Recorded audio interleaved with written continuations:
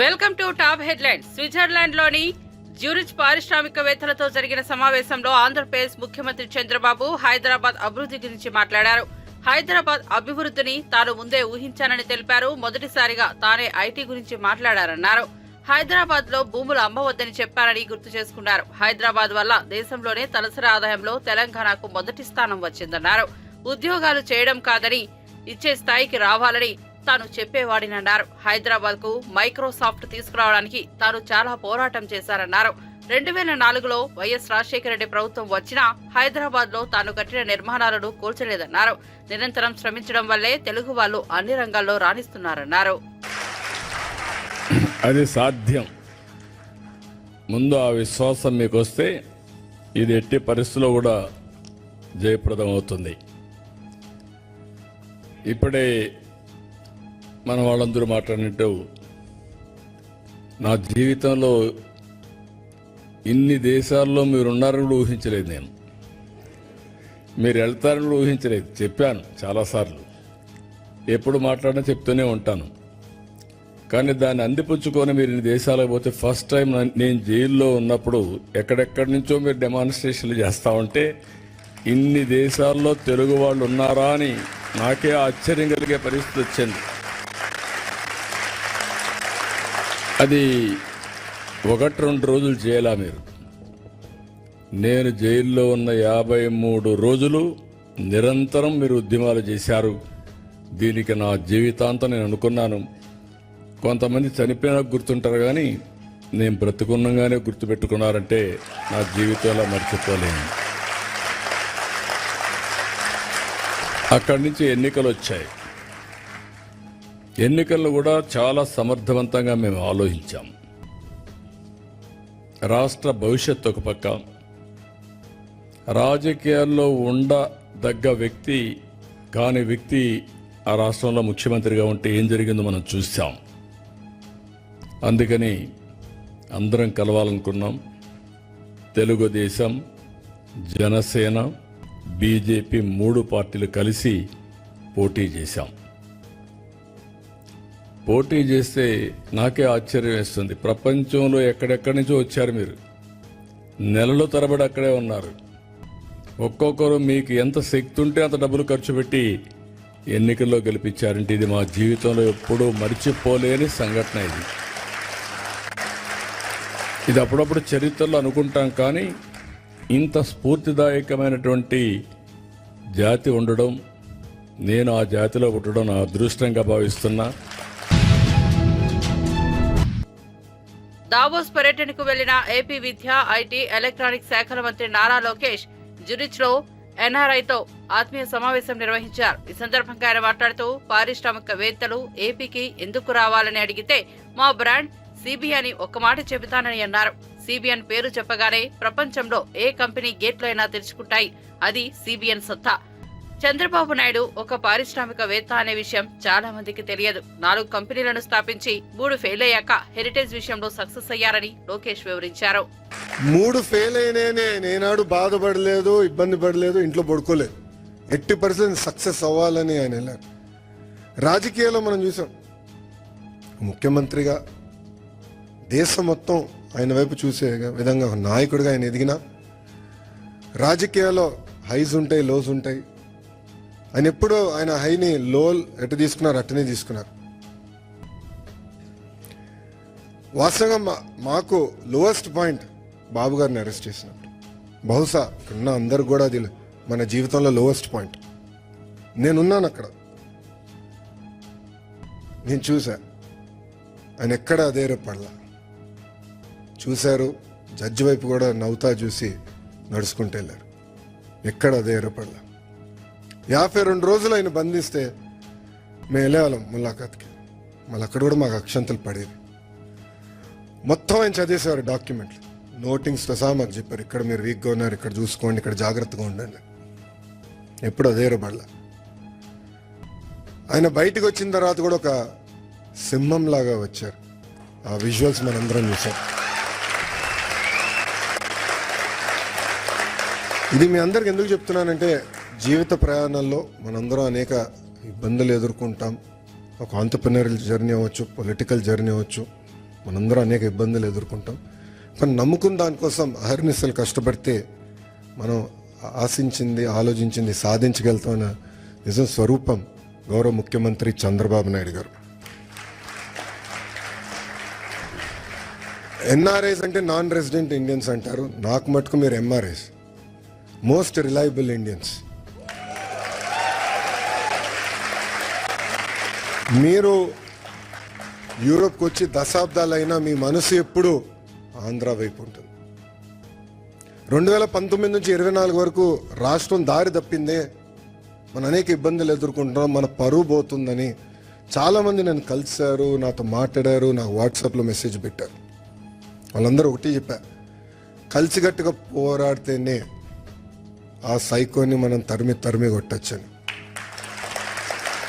అది చేసి చూపించాం, కలిసికట్టుగా సాధించాం. 93% కాదు రాము, 94% సీట్లు మనం గెలిచాం, 1% తగ్గించాం. అది మనందరి కృషి.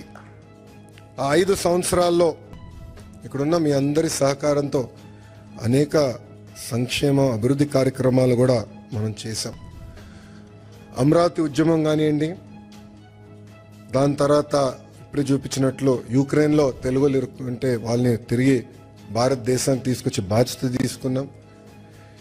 అంతేకాకుండా మన రాష్ట్రంలో ఉన్న తెలుగులకి ఎడ్యుకేషన్లో కానివ్వండి, హెల్త్ కేర్లో కానివ్వండి ఉద్యోగాలు ఉన్నాయి, మీరు ట్రైన్ చేయండి అని చెప్పి పార్టీ ఆఫీస్లో ఎంపవర్మెంట్ సెంటర్ ఏర్పాటు చేసి కార్యకర్తలు వాళ్ళ పిల్లలకి ట్రైనింగ్ ఇచ్చి ఇతర దేశాలు కూడా పంపించిన వ్యక్తులు మీరు.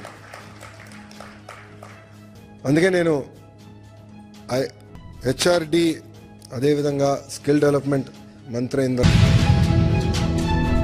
అమెరికా 47వ అధ్యక్షుడిగా ప్రమాణ స్వీకారం చేసిన డొనాల్డ్ ట్రంప్ అనంతరం ప్రసంగిస్తూ అమెరికాకు స్వర్ణయుగం మొదలైందని అన్నారు. అమెరికా ఫస్ట్ అనేదే తన నినాదమని, దేశం అనేక ఆటుపోట్లకు తట్టుకుని నిలబడిందని పేర్కొన్నారు. అమెరికాలో నేటి నుంచి స్వర్ణయుగం మొదలైందని, ఇక నుంచి అమెరికా ప్రపంచ దేశాల గౌరవాన్ని పొందుతుందని అన్నారు. విద్యారంగంలో అనేక సంస్కరణలు తీసుకొస్తామని చెప్పారు. శాంతి భద్రతల విషయంలో మరింత కఠినంగా వ్యవహరిస్తామని పేర్కొన్నారు.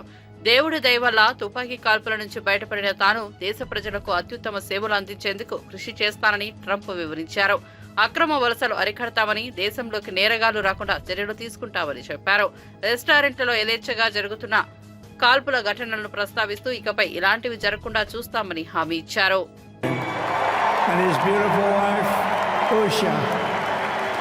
How good is JD? JD has been great. He's another good negotiator, Steve. He's a great negotiator, too. We need negotiators in this country. But so many of the people on the stage, we had not only family members, as an example, Lara Trump, the wife of Eric.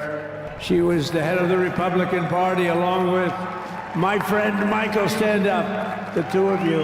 What a job. What a job they did.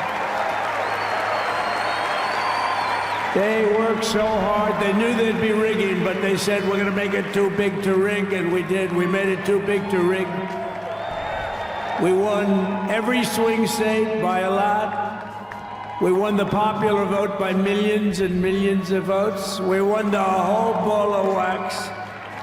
And now we're going to go and drill, baby, drill, and do all the things that we've wanted to do and bring your costs down, your prices down, and make our country safe. So thank you very much, Michael. Thank you very much. What a job you've done, Michael. I'm never moving you, you know. He was thinking about getting a nice job in the administration. I said, no, I'm leaving you right where you are. You've done a very good job. We're not moving you, Michael. I'm sorry. Anyway, thank you very much. Appreciate it. Appreciate it very much. Right here with us also in the arena, I'm about to sign some very important executive orders of our new administration.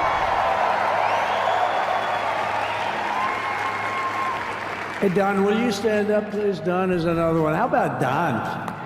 This guy.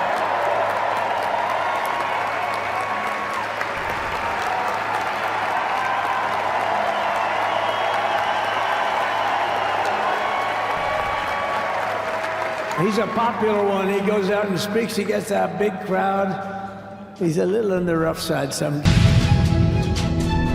మాజీ మంత్రి Ambati Rambabu hot comments చేశారు. లోకేష్ ను CM చేయడానికి Chandrababu high drama చేస్తున్నారని ఆరోపించారు. చంద్రబాబు ఒక్కరే ఆస్తులు పెంచుకుంటూ సంతానం పెంచమని చెప్పడం సిగ్గుచేటని విమర్శించారు. ఆ కుటుంబంలో గందరగోళం జరుగుతోందని అన్నారు.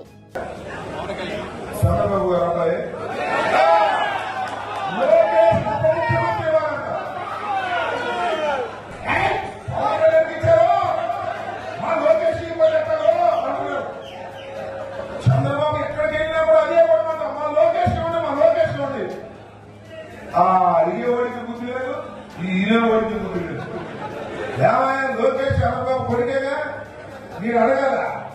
తెలుగుదేశం కడప అయితే కడప ప్రెసిడెంట్ అంట. ఏమండి లోకేష్ గారు యువకులలో బాగా తిరిగాడు, ఆయనకి ఇవ్వాలి. మళ్ళా సోమరెడ్డి గారు ఆయన అడిగాడంట, లోకేష్ కి ఇవ్వాలి. ఇంతమంది అడగాల. ఇంతమంది అడిగితే ఇచ్చాడు. పోయినసారి ఎమ్మెల్సీ ఇచ్చి మంత్రిగా తీసుకున్నాడు. పెద్ద గొడవ జరుగుతారు ఇంట్లో.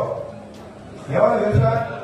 ఏమండి చంద్రబాబు గారు, అయ్యా 73 సంవత్సరాలు 74 సంవత్సరాలు వచ్చినాయి, ఇంక నువ్వు ఎలా ఉంటావు? అబ్బాయికి ఇచ్చాను, అబ్బాయికి ఇచ్చాను. నీకు పొందిన ప్రమాదం తప్పు లేదు, అబ్బాయికి ఇచ్చేస్తాం చాలా మంది. కేసీఆర్ గారు కేటీఆర్కి ఇచ్చేస్తున్నాడు. ఇట్లా అందరికి ఇచ్చే తప్పు లేదు. ఈ నాటం ఏంటంటున్నా, ఎక్కడికి వెళ్ళినా లోకేష్ వాళ్ళ నాన్న చెబుతున్నారు లోకేష్ కి మరి నాన్న తీసుకోలేదా కేబినెట్ లోకి ఉప ముఖ్యమంత్రిగా? ఈ రకంగా ఒక నాటకాలు ఆడుతా ఉన్నారు ఇవాళ ఈ రాష్ట్రంలో. రాబోయే కాలంలో ఏదో ఒక విధంగా లోకేష్ ని ముఖ్యమంత్రిగా చేయాలి, ఈ రాష్ట్రాన్ని సర్వనాశనం చేయాలి అని నిర్ణయించుకున్నాను. చంద్రబాబు నాయుడు గారి కుటుంబం ఏం జరిగిందో రాబోయే కాలంలో చూద్దామని మనవి చేస్తున్నాను. మీరు చూశారు, ఇక్కడ నేను ప్రత్యేకంగా చెప్పాల్సిన అవసరం లేదు. 7 మాసాల కాలంలో చంద్రబాబు నాయుడు గారు చెప్పినటువంటి సూపర్ 6 ఎక్కడైనా అమలు జరిగాయని అడుగుతా ఉన్నా. మీకు రూపాయలుగా అమ్మఒడి అంటే 15,000 పెట్టింది జగన్మోహన్ రెడ్డి గారు. తొలిసారిగా ఈ దేశంలో ప్రతి పిల్లవాడు చదువుకునేటటువంటి కుటుంబంలో ఒక పిల్లవాడికి 17,000 రూపాయలు ఇచ్చి చదువుని ప్రోత్సహించాలని నిర్ణయించి పెట్టినటువంటి జగన్మోహన్ రెడ్డి గారు. అది చూసి చంద్రబాబు నాయుడు గారు ఒకరికి ఇస్తున్నాడు, ఎంతమంది పిల్లలు కంటే అంతమందికి ఇచ్చేస్తా ఉన్నాడు. ఇచ్చింది కాక ఇప్పుడు ఇరిగేషన్ మంది చేస్తారు ఆయన, నా తర్వాత రామారెడ్డి గారు. కక్ష సాధింపు రాజకీయాలపై కాంగ్రెస్ పార్టీ సీనియర్ నేత జగ్గారెడ్డి ఆసక్తికర వ్యాఖ్యలు చేశారు. కక్ష సాధింపు రాజకీయాలకు తాను వ్యతిరేకమన్నారు. కక్ష సాధింపు రాజకీయాలు ఏ పార్టీకి లేదా ఏ ప్రభుత్వానికి మంచిది కాదన్నారు. అలాంటి రాజకీయాలు చేసే వాళ్ళు అధికారం కోల్పోయాక బాధపడాల్సి వస్తుందని హెచ్చరించారు. దివంగత వైఎస్ రాజశేఖర రెడ్డి, కొనిచేటి రోషయ్య వంటి నేతలు ఎప్పుడూ కక్ష సాధింపు రాజకీయాలకు పాల్పడలేదన్నారు. తనకు ఎవరైనా నష్టం చేసినా తాను మాత్రం ఎవరికీ నష్టం చేయలేదన్నారు. రాజకీయ యుద్ధం మాత్రమే చేస్తామన్నారు. హైదరాబాద్ ఎల్బీ నగర్ లోని పల్లవి అవేర్ ఇంటర్నేషనల్ స్కూల్ ఫీజు వసూలు అరాచకం కొనసాగుతోంది. విద్యార్థులు 7,000 ఫీజు కట్టలేని విద్యార్థులని బయటకు నిలబెట్టిన యాజమాన్యం స్కూల్ లోపలికి విద్యార్థులను పంపించాలని కోరిన లింగోజుగడ కార్పొరేటర్ దర్పల్లి రాజశేఖర రెడ్డి పాఠశాల సిబ్బంది దురుసుగా ప్రవర్తించడంతో ఇరువురు మధ్య వాగ్వాదం చోటు చేసుకుంది. దీంతో ఆగ్రహానికి గురైన విద్యార్థుల తల్లిదండ్రులు స్కూల్లో ఫర్నిచర్లు ధ్వంసం చేశారు.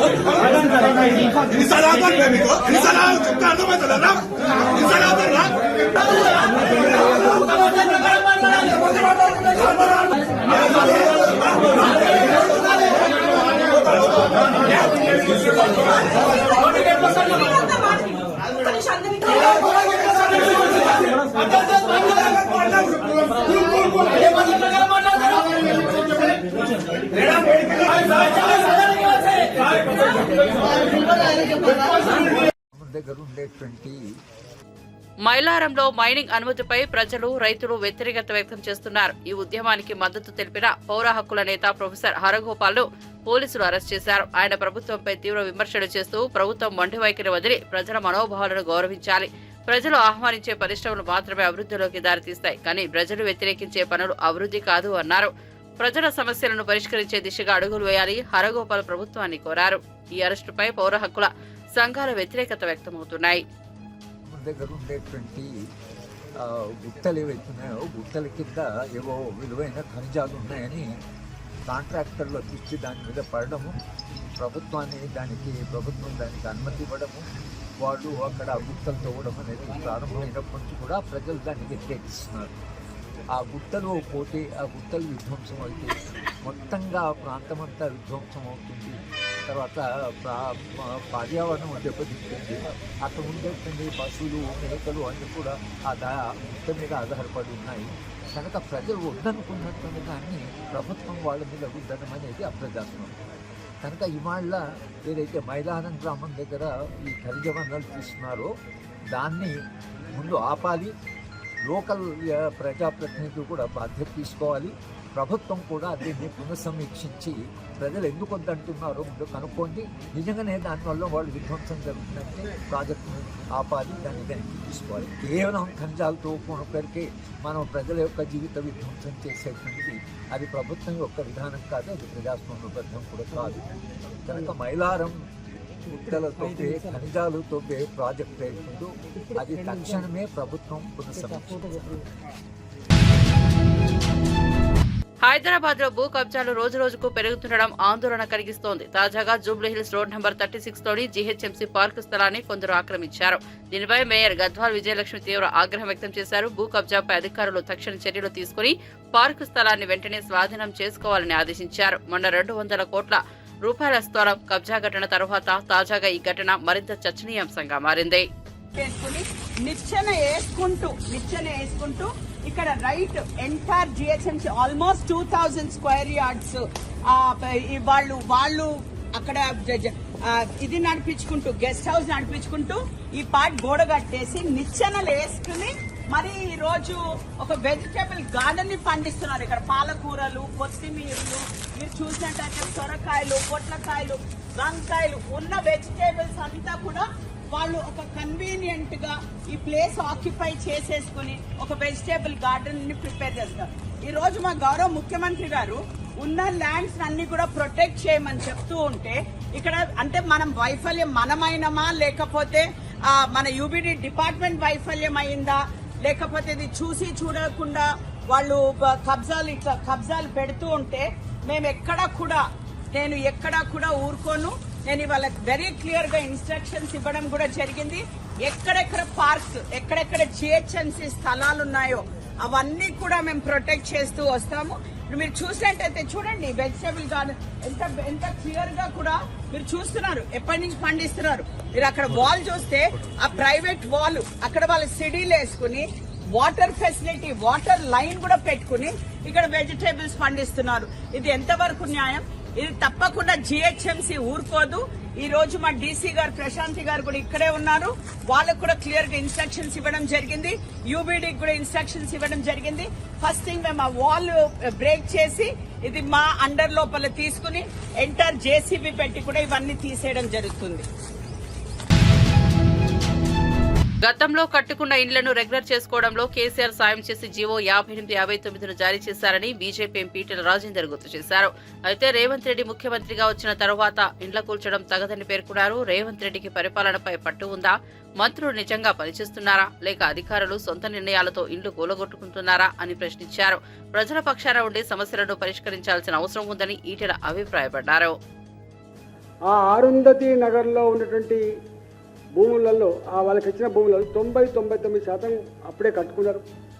ఇంకా ఎక్కడైనా అక్కడో ఇక్కడో వాళ్ళకు వెసులుబాటు లేకనో డబ్బులు లేకనో లేదా ఇంకొక ప్రాంతంలో వాళ్ళు కిరాయికుండో కట్టుకోకపోయి ఇప్పుడు కట్టుకున్న వాళ్ళు కూడా ఉంటున్నారు. ఇవాళ దాన్ని ఆసరా చేసుకొని మళ్ళీ ఆ కట్టుకుంటున్నటువంటి ఇళ్లను కూలగొట్టుడు, పాత ఇళ్లను కూడా కూలగొట్టుడు, రెవెన్యూ అధికారులకు డబ్బులు ఇస్తే తప్ప డబ్బులు ఇస్తే తప్ప ఇవాళ నీ ఇల్లు ఉండదనేటువంటి పరిస్థితి తీసుకొచ్చింది. అసలు రేవంత్ రెడ్డి గారికి పరిపాలన పట్టు ఉన్నట్టా లేనట్టా, మంత్రులు పని చేస్తున్నట్టా లేనట్టా, అసలు మంత్రుల ఆదేశాల మేరకు అధికారులు పనిచేస్తున్నారా, అధికారులే యథేచ్ఛగా బ్రోకర్ లేక మారిపోయి అధికారులే యథేచ్ఛగా డబ్బులకు ఆశపడి పేదల జీవితాలతో చెలగాట మారుతున్నారా, ఇవాళ అర్థం కాని పరిస్థితి. ఆ ప్రజలందరూ నిన్నగాక మొన్న నా దగ్గరకు వచ్చింది, ఏడ్చుకుంటూ వచ్చి, అయ్యా ఇది అరుంధతి నగర్, మా దగ్గర ఇన్ని కాగితాలు ఉన్నాయి, మధ్యలో కేసీఆర్ వచ్చినప్పుడు కూడా కొంతమంది జీవో నంబర్ 58, 59 కింద మేము కొంత చేసుకున్నాం, మాయంబడి పడ్డారు, మా హౌస్కి తీసుకుంటున్నారని చెప్పి వాళ్ళు వచ్చి ఏడిస్తే నేను పోయినా. సిటీ పోలీస్ వార్షిక క్రీడా పోటీలు ప్రారంభమయ్యాయి. ఈ కార్యక్రమానికి ముఖ్య అతిథులుగా ప్రముఖ బ్యాడ్మింటన్ క్రీడాకారులు సైనా నెహ్వాల్, కశ్యప్ పాల్గొని పోటీలను ప్రారంభించారు. గోషామహల్లోని శివకుమార్ లాల్ పోలీస్ స్టేడియంలో క్రీడా పోటీలు ప్రారంభమయ్యాయి. హైదరాబాద్ సిపి సివి ఆనంద్ అధ్యక్షతన ఈ కార్యక్రమం జరుగుతోందని, ఈ సందర్భంగా ఆయన మాట్లాడుతూ 2025 వార్షిక స్పోర్ట్స్ గేమ్స్ మీట్లో 14 టీంలు పోటీల్లో పాల్గొననుంటాయని, హైదరాబాద్ సిటీ పోలీసులు 14 టీంలు పాల్గొనడం ఇదే మొదటిసారని చెప్పారు. కార్యక్రమం ప్రారంభించిన సైనా నెహ్వాల్, కశ్యపులకు ఆయన ప్రత్యేకంగా ధన్యవాదాలు తెలిపారు.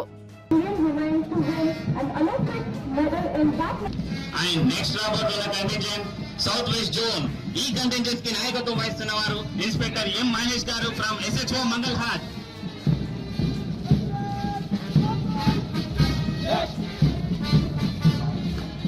Third contingent is West Zone, led by Sub-Inspector of Police Sheikh Nabil Pira from Goraganda PS. తర్వాత అయిపోయినాక చెప్పట్లు ఆడొచ్చు. తర్వాత రాబోతున్న contingent task force and CAW ఈ కంటెంజెంట్ కి నాయకత్వం వహిస్తున్న వారు ఇతర sub inspector of police Srikanth గారు. Fifth contingent is Traffic Police, led by RSI P. Mahesh Naidu garu from వారు ఇన్స్పెక్టర్ సి శ్రీను సార్ గారు from Domalguda PS.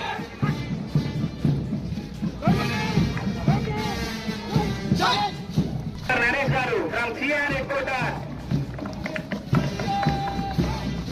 Sub-Inspector of Police J. Satish Yadav garu from Saifabad PS. భక్తులకు రుచికరమైన ఆహారం అందించేందుకు TTD కొత్త చర్యలు చేపట్టింది. అన్నప్రసాదంలో మసాలా వడలను ప్రవేశపెట్టింది. మధ్యాహ్నం ప్రయోగాత్మకంగా అన్నప్రసాద కేంద్రంలో వడలు వడ్డించారు. భోజనంలో మెను మెరుగుపరచడమే లక్ష్యంగా అధికారులు మార్పులు చేస్తున్నారు.